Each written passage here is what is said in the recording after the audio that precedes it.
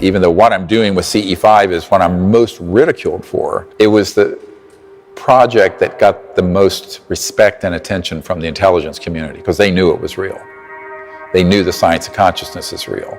They knew that these ET civilizations utilize communication technologies that interface with thought and telepathy and consciousness. They all know this. This is an open secret in the intelligence community. We all think that power is derived from your weapon system, your financial clout, the usual materialistic paradigm. The reason that the deeper elements of the intelligence community have this intense interest in it and don't want the public to know is that, first of all, it is extremely efficient spycraft, which they don't want others to have.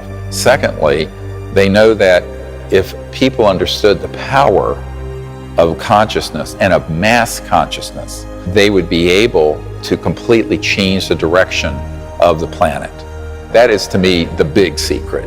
Most people have heard of the random number generator studies through the Global Consciousness Project. A question tonight: can you actually measure the emotional outpouring in a worldwide crisis? Sometimes scientists think that they have done just that. Their machines and computers found a bizarre pattern right after several global disasters. This was an experiment in which researchers placed dozens of random number generators around the world and analyzed their data to see if they could discover anything about global or collective consciousness. On September 11th, a few hours before the first plane struck, this network of random number generators became more coherent, less random and more coherent. It may sound bizarre, but Dr. Nelson and his team have been at this for the better part of a decade. The first spike showed up in 1997 with the death of Princess Diana. Other events like the Concorde crash, the Madrid train bombing, and the Pope's funeral all registered on those random number generators. But early on the morning of September 11th, the data went off the charts. The odds of this being a coincidence is less than 1 in 100 billion. This shows there is a deep relationship between collective consciousness and the physical world. Sociology studies of meditators, where they go into a community, say you have a town of 200,000 people, and they would send in 1% of the population equivalent, 2,000 people, to go into deep meditation. And they found that emergency room visits declined, violent crimes declined, robberies, all kinds of negative behaviors declined, even though those people didn't even know they were in the city.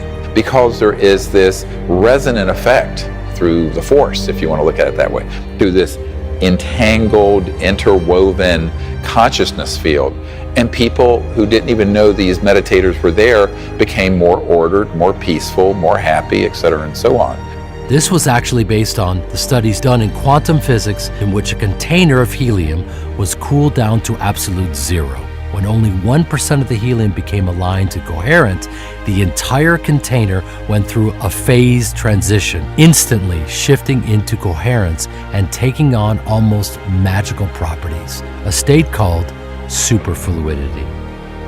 So there was this transformation at that 1% point. When a critical mass of people, and whether it's 1% or a fraction of that, depends on the state of consciousness of those who are practicing the meditation or a prayer or coherence. But at that point, you can shift an entire civilization. If we all become coherent, just 1% of us, like a molecule of helium, and we become aligned and coherent and move in the right direction, it will transform the other 99%, even though they don't know that we're doing it. And that's the beauty and the power of the structure of non-locality in consciousness, is that it's all interwoven, but there's enormous power when you're operating at that deeper level of consciousness. And that the intelligence community is very much afraid of, because that's something, A, they cannot control, and B, it would transcend their ability to alter the outcome. The total number of minds in the universe is 1. In fact, consciousness is a singularity phasing within all beings. Dr. Erwin Schrödinger, Nobel Prize-winning physicist.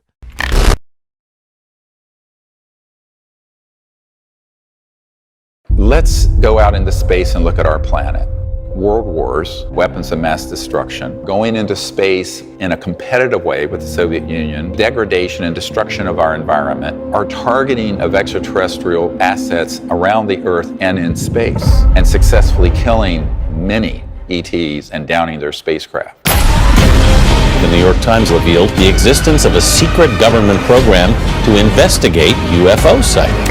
I have put a briefing together for every president since Bill Clinton. This is the next big thing that they want the public to be afraid of.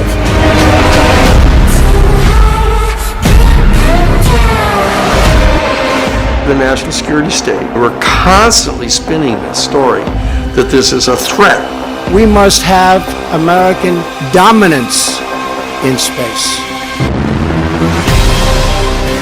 A concerted effort between mainstream media, social media platforms, and tech giants to say, let's gain control back of the narratives that we require.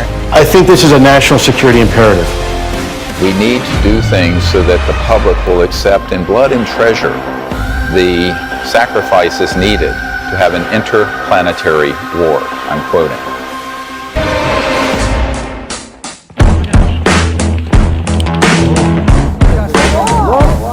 We went out to Oracle, and sure enough, I mean, we did these protocols, and, things started to appear. It just appeared. This got on the radar of the intelligence community, and they knew that we had come across the Rosetta Stone of contacting and communicating with interstellar civilizations, and it worked. That is what started the intelligence community coming after what we were saying and doing and trying to intercept it. This is, in fact, cosmic disobedience on a grand scale. We're going to bypass the sociopaths in these covert programs and do this directly.